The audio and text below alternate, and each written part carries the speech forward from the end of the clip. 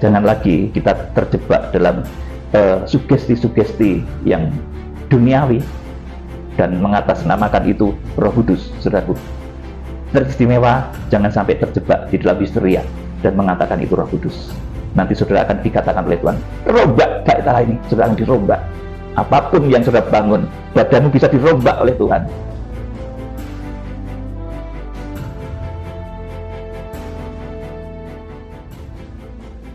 Shalom, saudaraku yang dikasihi Tuhan Yesus Kristus. Kita bertemu lagi di dalam kasih Tuhan Yesus Kristus.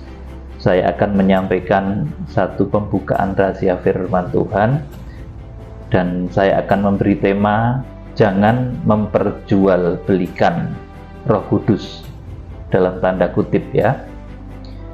Dari firman yang berbicara tentang Tuhan Yesus yang menyucikan bait suci Allah, baik di dalam Injil Matius, kemudian di dalam Injil Yohanes. Pada saat itu yang disucikan oleh Tuhan Yesus itu adalah bait Allah secara fisik, di mana itu merupakan satu bait Allah yang megah, yang direhab oleh Raja Herodes. Jadi Raja Herodes itu bukan orang yang tidak tahu kitab suci. Dia ngerti kitab suci, bahkan ikut membangun bait suci Allah, merehab bait suci Allah. Saudara yang dikasihi Tuhan, di sana bait Allah secara fisik ini dipergunakan dengan tidak tepat. Pelataran bait suci yang merupakan tempat yang seharusnya dipakai untuk melaksanakan ibadah, melaksanakan persembahan, baik persembahan yang paling kecil sampai persembahan yang besar, dari burung merpati, burung tekukur, kemudian kambing domba hingga lembu. Saudaraku, pelataran bait suci Allah yang harusnya untuk menyelenggarakan ibadah persembahan itu justru dipergunakan untuk mengeruk keuntungan.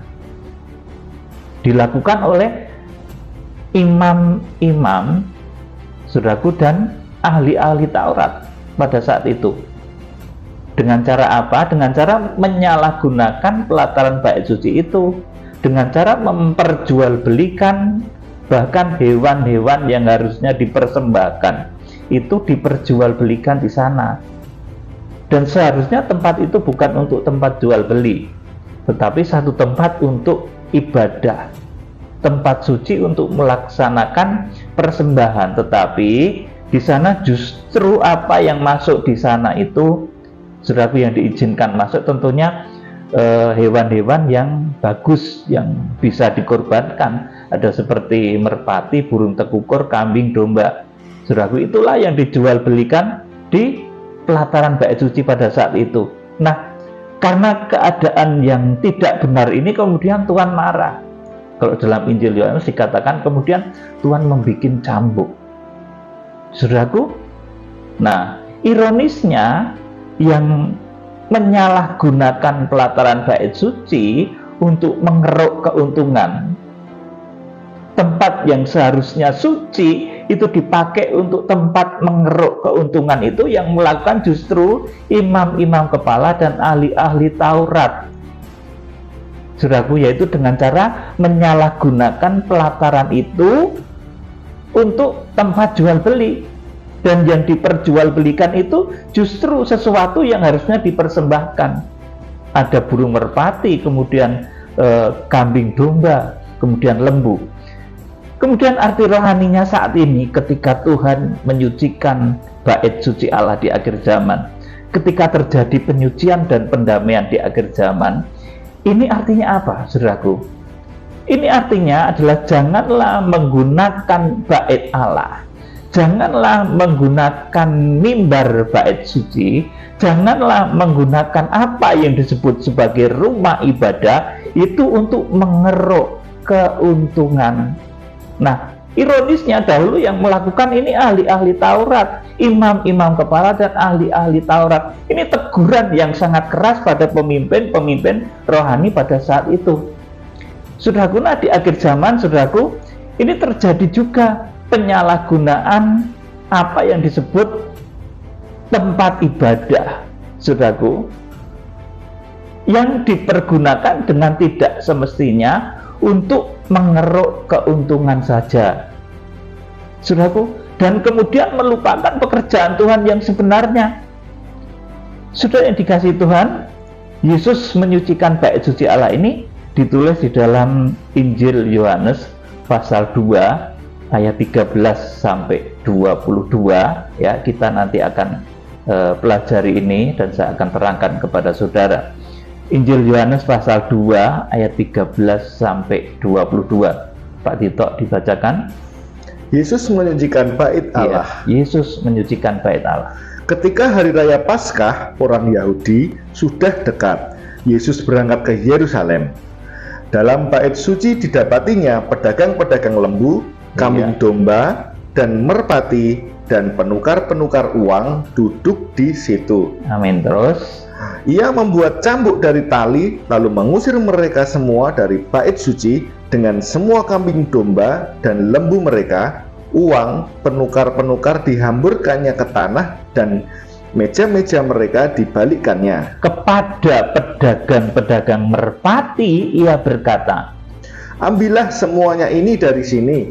Jangan kamu membuat rumah Bapakku menjadi tempat berjualan. ayat 17, Maka teringatlah murid-muridnya bahwa ada tertulis, cinta untuk rumahmu menghanguskan aku. 18. Orang-orang Yahudi menantang Yesus, katanya, tanda apakah dapat engkau tunjukkan kepada kami bahwa engkau bertindak demikian?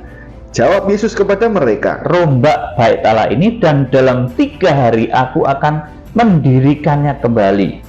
Lalu kata orang Yahudi kepadanya, 46 tahun orang mendirikan bait Allah ini dan engkau dapat membangunnya dalam 3 hari.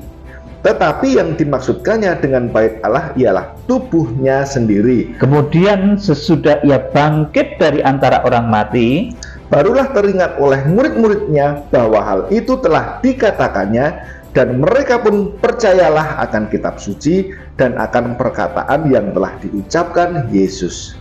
amin. Saudaraku, jadi ini dulu penyucian pada bait Allah secara jasmani. Jadi Tuhan Yesus mendapati di dalam bait suci, ini tentunya di pelataran, ini didapatinya pedagang-pedagang lembu.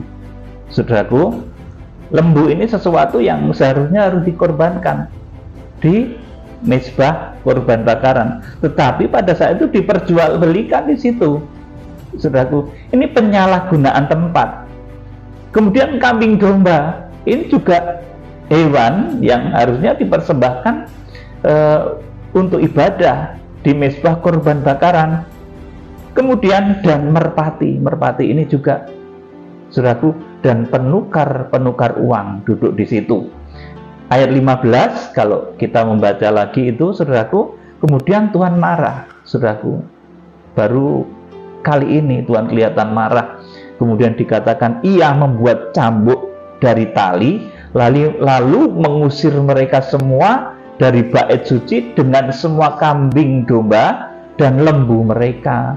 Uang penukar-penukar dihamburkannya ke tanah dan meja-meja mereka dibalikkannya. Saudaraku, ini teguran baik bagi orang yang berpredikat pendeta, pastor, ataupun yang memiliki jabatan-jabatan di dalam rumah-rumah ibadah. Jangan sampai menggunakan apa yang disebut rumah ibadah itu sebagai tempat untuk mencari keuntungan. Saudaraku, perhatikan baik-baik hal ini, karena kalau ada oknum pemimpin jemaat yang menyalahgunakan saudaraku, pelayanan itu sebagai tempat untuk mencari keuntungan, itu saya sebut, saya ibaratkan itu seperti orang yang melakukan jual beli merpati. Padahal merpati itu gambaran dari apa, saudaraku? Gambaran dari Roh Kudus. Saudara, banyak di mimbar-mimbar, saudaraku, yang sebetulnya itu bukan Roh Kudus, saudaraku, tapi orang dipaksa-paksa seolah-olah itu kepenuhan Roh Kudus, saudaraku. Jatuh menggelepar-gelepar, saudaraku. Manifestasi Roh Kudus bahasa roh itu memang ada. Tetapi saudaraku, hal-hal yang seperti bahasa roh, saudaraku, yang memalsukan bahasa roh itu juga ada. Saudaraku, itulah orang-orang, oknum-oknum yang memperjualbelikan, dalam tanda kutip, memperjualbelikan Roh Kudus. Mereka di mimbar padahal nggak penuh Roh Kudus, tapi mulutnya seolah-olah mengucapkan bahasa-bahasa yang tidak kita kenal, dan itu dianggap sebagai satu bahasa roh. Saudaraku, bahasa roh memang ada, seperti ketika murid-murid dipenuhi dengan bahasa roh, tapi bahasa roh itu ada kriteria khusus yang harus dipenuhinya. Satu syaratnya, saudaraku, misalnya kalau orang dipenuhi Roh Kudus itu harus sopan. Saudaraku, lah orang dipenuhi Roh Kudus malah menggelepar-gelepar, jatuh, saudaraku, maaf ya, ini dalam bahasa Indonesianya, auratnya terbuka dan lain sebagainya. Saudaraku, itu bukan pekerjaan Roh Kudus, saudaraku, seperti itu. Suatu ketika, saudaraku, saya ini pernah menghadiri satu kebaktian besar, ya, bisa dikatakan KKR gitu, dilayani oleh pendeta senior, saudaraku. Nggak usah saya menyebut namanya, saudaraku. Semua orang di samping kiri kanan saya itu disuruh roboh, ditiup dari mikrofon itu, wus, saudaraku, roboh ayo, tergeletak gitu, saudaraku. Semua tergeletak. Loh, saya ini, saudaraku, saya nggak mau, saudaraku, saya sendirian. Padahal saya pada saat itu termasuk orang yang paling mungkin umurnya muda, tapi saya punya prinsip. Di kiri kanan saya itu bapak-bapak, ibu-ibu, saudaraku, pada tergeletak semua. Saudaraku, sampai berulang-ulang kali pendeta itu, saudaraku, ngomong sama saya, ayo ikut, saudaraku, di apa namanya, kayak ditiup-tiup gitu. Saya nggak mau, saudaraku, lah memang saya nggak jatuh, saudaraku. Saudara yang dikasih Tuhan, hal-hal semacam inilah, kalau memang bahasa roh, ucapkan. Tetapi kalau mengada-ada, nggak usah. Saudara menipu pekerjaan Roh Kudus. Nanti juga terjadinya nanti sesuatu yang palsu. Kayaknya berada di dalam tempat ibadah, kayaknya berbahasa roh sepertinya. Tetapi begitu keluar dari tempat ibadah, dia sudah tidak mencerminkan orang-orang rohani, tidak ada perubahan karakter. Saudara, kalau memang dijamah oleh Roh Kudus, dia akan mengalami perubahan karakter, perubahan sikap hati. Jadi pertobatan itu bukan tangisan, saudaraku. Bukan orang menggelepar-menggelepar itu, saudaraku. Bukan orang-orang yang jatuh itu. Tetapi adanya perubahan sikap hati. Dari sikap hati yang penuh dengan keinginan daging, hawa nafsu, penuh dengan keinginan dosa, berubah menjadi keinginan-keinginan suci. Saudaraku, oleh karena itu, kalau saya ketika melayani orang-orang, saudara, kalau saya berdoa, saya nggak perlu histeri-histeri, saudara. Sini, kamu, dalam nama Yesus, sembuh.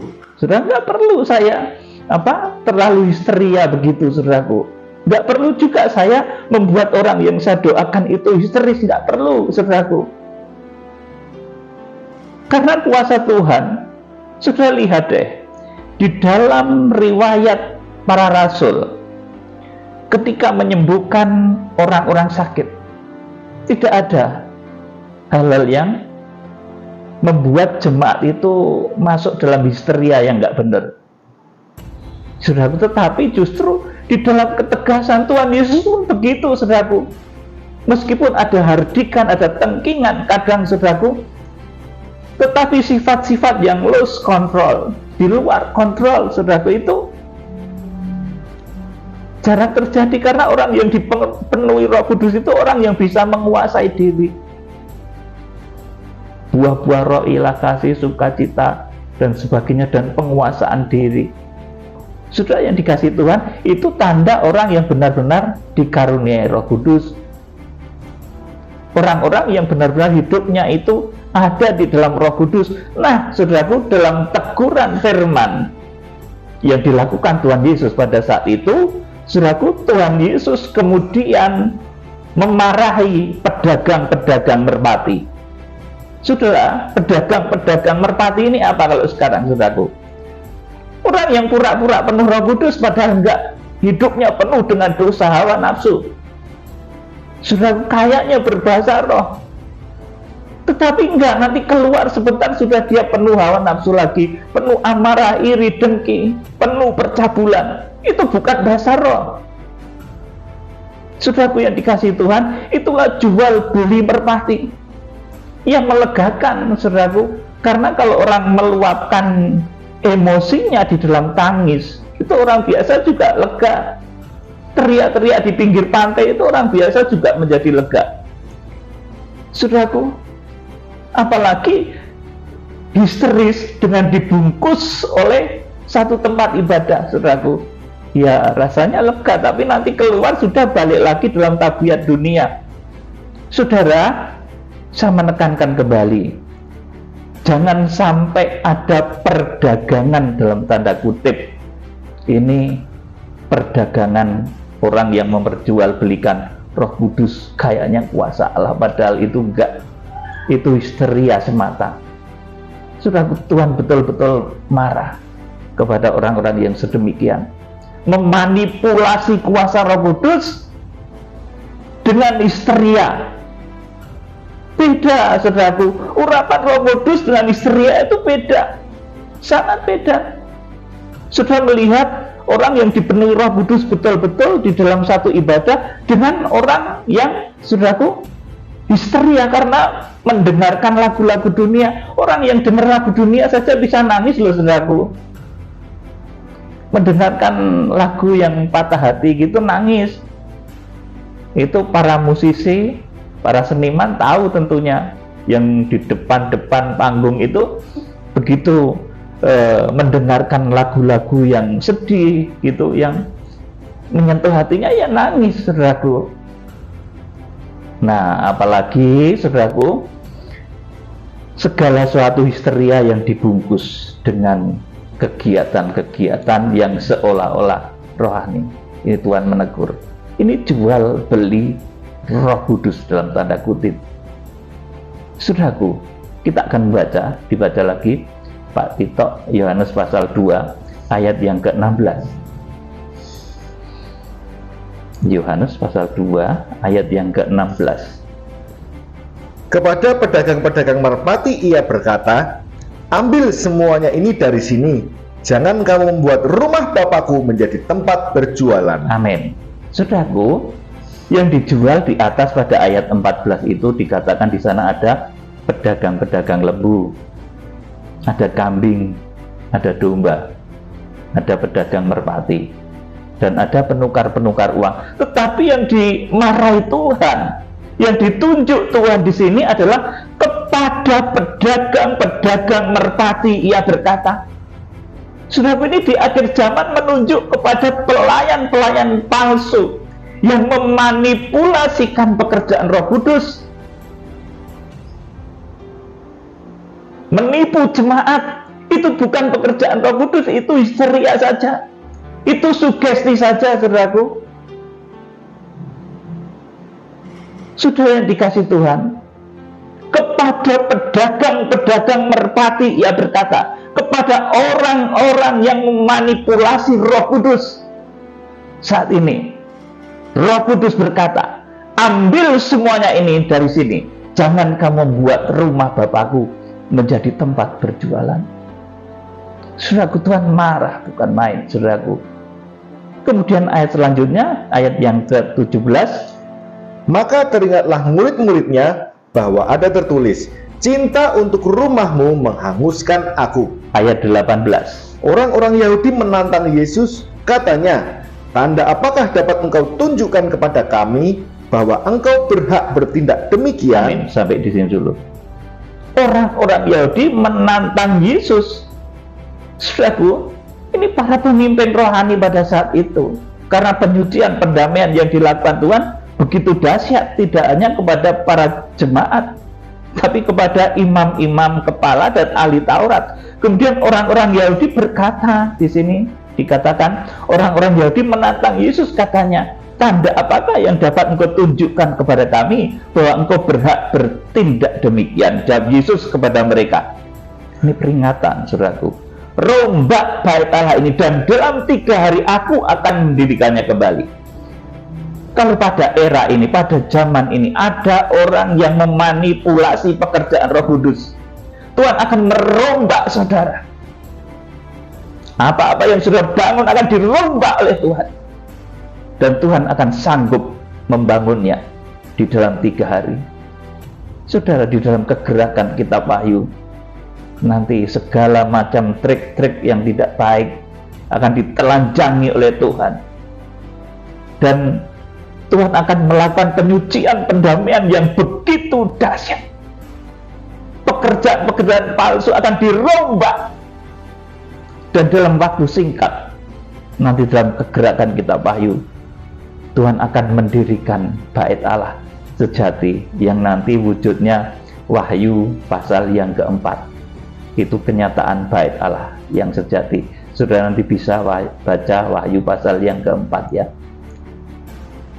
Di sana ada tahta, kemudian ada dia yang duduk di atas tahta, kemudian ada 24 tua-tua, kemudian ada 7 obor yang menyala-nyala. Itu gambaran bait suci Allah yang dibangun oleh Tuhan di dalam waktu yang singkat itu, saudara. Tapi dalam waktu yang lama, selama 46 tahun itu menggambarkan 46 tahun itu usia-usia yang paling produktif. Selama 46 tahun itu dihabiskan orang untuk hal-hal yang kurang berarti, jual beli merpati di bait suci itu tadi. Saudara, tetapi Tuhan sanggup membangunnya di dalam waktu yang singkat. Dan ini satu peringatan, orang-orang yang menyalahgunakan, memanipulasi pekerjaan Roh Kudus, orang-orang itu akan dirombak oleh Tuhan. Saudaraku yang dikasihi Tuhan, ayat yang ke-21 Pak Tito bacakan lagi. Tetapi yang dimaksudnya dengan bait Allah ialah tubuhnya sendiri. Terus, kemudian sesudah ia bangkit dari antara orang mati, barulah teringat oleh murid-muridnya bahwa hal itu telah dikatakannya, dan mereka pun percayalah akan kitab suci dan akan perkataan yang telah diucapkan Yesus. Amin. Saudaraku, jadi Tuhan Yesus itu sebelum bangkit itu dia juga sudah memberikan satu janji ya, saudaraku, satu pengingat-ingat, sehingga muridnya teringat bahwa Tuhan itu memang akan bangkit pada hari yang ketiga. Jadi Tuhan Yesus sudah bangkit ya, saudaraku, Tuhan Yesus sudah bangkit. Kemudian di dalam kitab Wahyu pasal 1 ayat 12 sampai 20 itu kenyataan dia yang sudah bangkit. Jangan takut, aku adalah yang hidup dan yang mati, tapi lihatlah, aku hidup sampai selama-lamanya. Itu Tuhan Yesus. Saudaraku, kitab Wahyu pasal 1 ayat 12 sampai ayat yang ke-20 itu, dia anak manusia yang berdiri di tengah 7 kaki dia, itu Tuhan Yesus. Jangan dipelintir ya, ini nanti jadi orang akhir zaman, nabi akhir zaman, saudaraku, yang mengakui bahwa dirinya adalah anak manusia yang ada di tengah-tengah kaki dia, itu Tuhan Yesus. Dia yang pernah hidup, kemudian mati, bangkit, dan hidup selama-lamanya. Itu Tuhan Yesus. Saudaraku, bahkan lebih keras lagi, kepada orang yang memanipulasi pekerjaan Roh Kudus, itu Tuhan mengatakan, jangan engkau menjadikan rumah Bapa itu sebagai sarang penyamun. Saudaraku, kita akan membaca ayat terakhir, Matius pasal 21 ayat 12 dan 13. Yesus menyucikan bait Allah. Iya, ini dalam versi Injil Matius ya, dibacakan. Lalu Yesus masuk ke bait Allah dan mengusir semua orang yang berjual beli di halaman bait Allah. Ia membalikkan meja-meja penukar uang dan bangku-bangku pedagang merpati. Amin. Cukup di sini dulu. Jadi ini penting. Pedagang merpati disebut juga di dalam Injil Matius ini. Ia membalikkan meja-meja penukar uang dan bangku-bangku pedagang merpati. Sudah, kenapa Tuhan begitu marah dengan para pedagang merpati ini, saudaraku? Ini menunjuk oknum-oknum di akhir zaman yang memalsukan, yang memanipulasi pekerjaan Roh Kudus, yang membohong-bohongi jemaat. Histeria dikatakan itu merupakan urapan Roh Kudus, itu manipulasi, saudaraku. Sugesti dikatakan itu Roh Kudus, saudaraku. Roh Kudus itu beda dengan sugesti. Roh Kudus itu beda dengan histeria. Dengan sugesti saja orang bisa sembuhkan orang, saudaraku, apalagi dengan Roh Kudus. Sudah, orang yang nggak kenal Tuhan itu dengan sugesti, badanku sehat, lama-lama bisa sehat benar. Saudaraku, apalagi kalau orang yang dipenuhi Roh Kudus. Saudaraku, makanya di sini, saudara, Tuhan betul-betul di dalam kedua ayat ini, saudaraku, baik versi Injil Yohanes maupun Injil Matius ini yang ditegur keras ini justru pedagang merpati, karena ini nantinya menunjuk kepada orang-orang yang memanipulasi pekerjaan Roh Kudus, memanipulasinya dengan histeria, memanipulasinya dengan sugesti-sugesti. Saudara, Roh Kudus itu dasar. Nggak perlu bentak-bentak, saudaraku. Kalau mau doakan orang nggak perlu bentak-bentak, lembut sudah, kamu sembuh dalam nama Tuhan Yesus Kristus, sembuh sudah. Saudaraku, nggak perlu jatuh gulung-gulung gitu, saudaraku. Ngapain capek-capek kayak gitu? Saudaraku, ini yang disebut etika, saudaraku. Orang yang dikuasai oleh Roh Kudus itu, dia bisa menguasai diri, dia memiliki etika dan kesopanan. Saudaraku, bahasa roh ada, saudaraku, tetapi bahasa roh itu luar biasa, tidak sembarangan, saudaraku. Luar biasa bahasa roh itu. Saudara, kita akan baca ayat yang ke-13. Dan berkata kepada mereka, ada tertulis, rumahku akan disebut rumah doa, tetapi kamu menjadikannya sarang penyamun. Iya, kepada orang yang memanipulasi pekerjaan Roh Kudus hanya untuk mencari keuntungan, Tuhan katakan, ada tertulis rumahku akan disebut rumah doa, tetapi kamu menjadikannya sarang penyamun. Penyamun itu perampok, saudaraku. Penjahat-penjahat itu, saudaraku. Betapa Tuhan melakukan teguran yang sangat luar biasa. Jangan lagi, saudaraku, kita terjebak di dalam histeria yang tidak semestinya. Jangan lagi kita terjebak dalam sugesti-sugesti yang duniawi dan mengatasnamakan itu Roh Kudus, saudaraku. Teristimewa, jangan sampai terjebak di dalam histeria dan mengatakan itu Roh Kudus. Nanti saudara akan dikatakan oleh Tuhan, rombak bait Allah ini, saudara akan dirombak. Apapun yang saudara bangun, badanmu bisa dirombak oleh Tuhan. Saudara, ini teguran keras.